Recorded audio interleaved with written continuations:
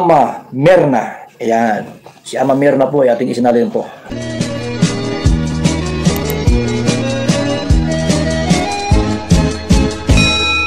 Ama Myrna muli ito, magbibigay ng konting reaction sa inyo. Kung mapapansin natin itong mga Kalingap Angels ay masasaya po sila. Masaya sila dahil natutulungan sila ng Kalingap ngayon, lalo na yung kanilang mga pag-aaral. At hindi lang yon, kundi nabibigyan talaga sila ng allowance, nabibigyan ng mga ayuda, at higit sa lahat, napapatayuan sila ng bahay. Maraming Kalingap Angels na nga ang napatayuan ng bahay. At sa ngayon nga, itong si Carla naman ang pinapatayuan nila ng bahay, ng napakalaking bahay at napakagandang bahay. Ang swerte ng mga Kalingap Angels, sila ay magkakasundo, sila ay nagkakaroon ng mga bandings, lalo na pag may mga okasyon nangyayari, sila nagkita-kita. Itong birthday nga ni Kuya Jomar ay nagsama-sama muli ang Kalingap Angels. Kahit hindi sila kumpleto dahil may kanya-kanyang gawain sila, siyempre busy sa pag-aaral, lalo na ngayon exam, may mga hinahabol silang mga lessons, kaya yon hindi nakasama sa birthday party ni Kuya Jomar. Pero may mga Kalingap Angels naman ang present doon, kaya kahit sila lang, konti sila, masaya naman silang nagkaroon ng banding sa birthday party ni Kuya Jomar.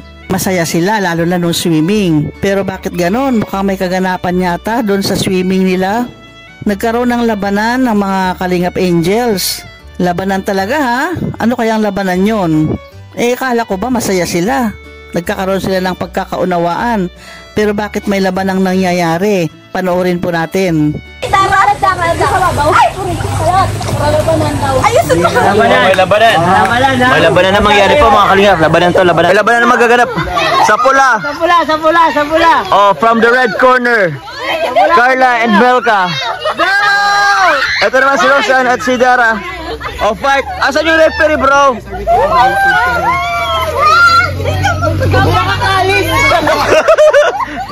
Ano da, Carla, kaya?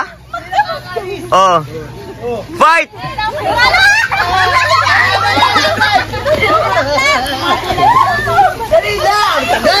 Tagal? Lobat na ako. Alala ka dyan? Uy, baka mano ka dyan sa ano?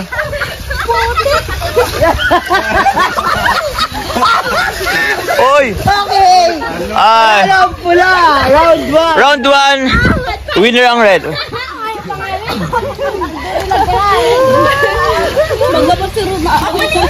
Magabat si Rosa. O palitan daw. Yung mukha ni Erika, bro, palitan na lang.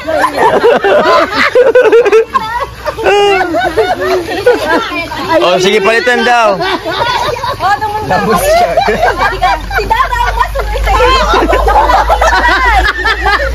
Ano sabi? Ano sabi mo?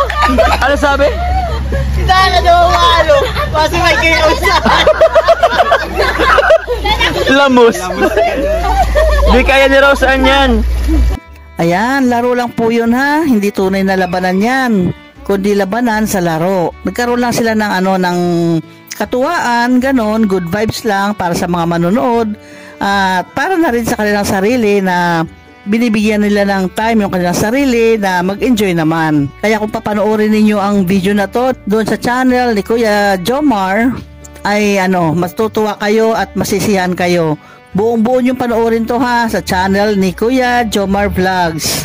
Yan po ang sinasabi kong labanan. Yan ay good vibes lamang sa kanila. Isang laro lamang na kung saan ang mga Kalingap Angels ay nagkaroon ng banding kahit konti lang sila na nandyan. Masaya pa rin sila. Okay, hanggang dito na lamang at salamat muli sa inyong panonood. Hanggang sa susunod muli. Bye-bye!